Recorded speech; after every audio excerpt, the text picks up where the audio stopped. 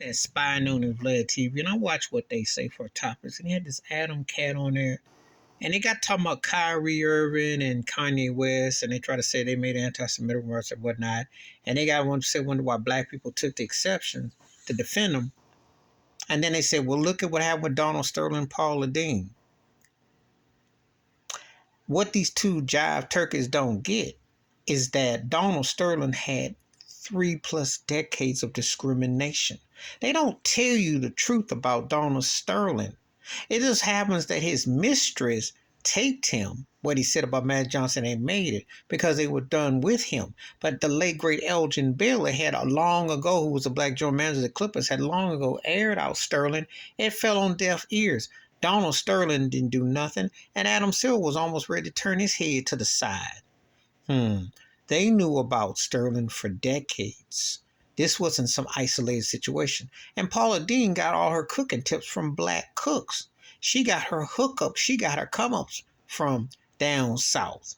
So by the time she said the N-word, and she still got a gig after the situation, just was on the Food Channel.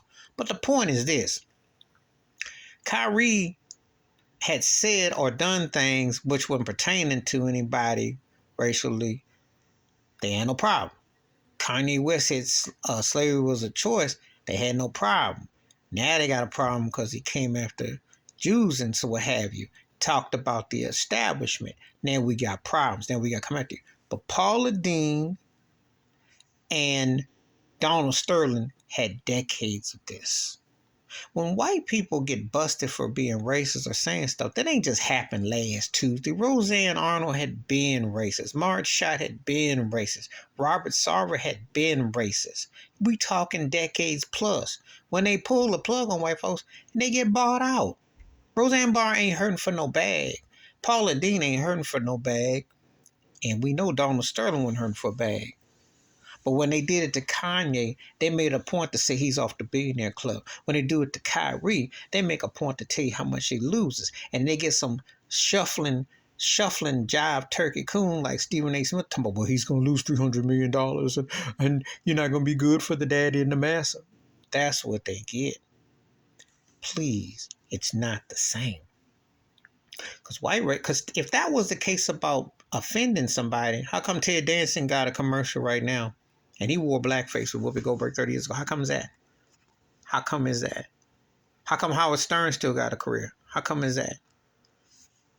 And people have a track record of being racist, and they get a pass. Please hit like, subscribe, welcome thoughts and comments, and I do respond. Thank you. Wash your hands. Keep your mind clear. Watch out for none. Please share the video if you want to. And I wish those turkeys, when I watched that, when they would go into depth. But see, Vlad ain't no journalist. He basically put on Geraldo Rivera on people. Half-timing of journalism when he don't know what the half he's talking about. Because if he knew, he'd know that the late great Elgin Baylor had called Sterling out on it. Paula Dean had been called on it. They don't just become with this. Kyrie shared a link. Now, however you want to take is one with the other. But he's not anti-nothing. Kanye ain't either. But they just know, they told you who runs things, and that's the problem. Somehow that's the problem. I'm out.